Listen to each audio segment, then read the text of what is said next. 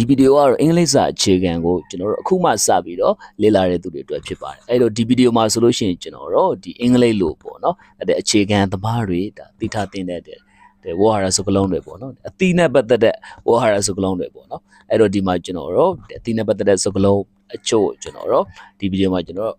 လေ့လာကြည့်အောင်ဗျအဲ့တော့ပထမဆုံးကျွန်တော်တို့ဒီမှာဒါဘာဖြစ်မလဲဒါဆိုလို့ရှိရင်တော့အင်္ဂလိပ်လိုကျွန်တော်တို့ mango ဒါလူတိုင်းသူတို့များသိကြတယ်နော်အဲ့တော့ mango တရသီးပေါ့နော် mango အဲ့တော့နောက်တစ်လုံးကျွန်တော်တို့ဒါဘာဖြစ်မလဲဗျာဒါကတော့ကျွန်တော်တို့မက်မွန်သီးပေါ့နော် peach အဲ့တော့ကျွန်တော်နောက်ထပ်လူအသိများတဲ့ဒါဘာဖြစ်မလဲဒါကတော့ကျွန်တော်တို့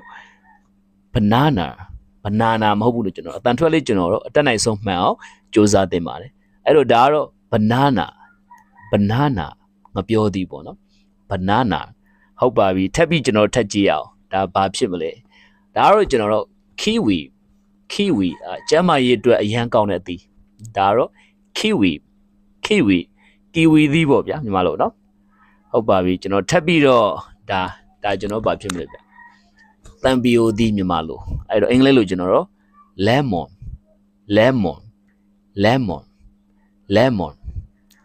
ဟုတ်ပါပြီထပ်ပြီးတော့တစ်ခါကျွန်တော်တို့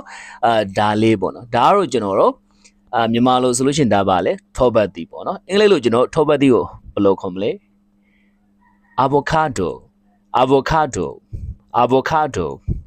ဟုတ်ပါပြီအဲ့တော့ထပ်ပြီးတစ်ခါကျွန်တော်တို့ဒီမှာဗျဒါပါဖြစ်မလဲဒါကတော့ကျွန်တော်တို့သင်္ဘောသီးပေါ့နော်သင်္ဘောသီးကျွန်တော်အင်္ဂလိပ်လိုဘယ်လိုပြောမလဲ papaya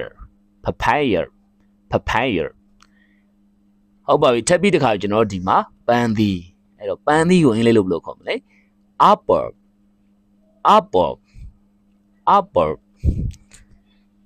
okay ထပ်ပြီးတစ်ခါကျွန်တော်တို့ဒီမှာအသီးလေးတွေရှိပါသေးတယ်အဲ့တော့ဒါဘာဖြစ်မလဲဗျ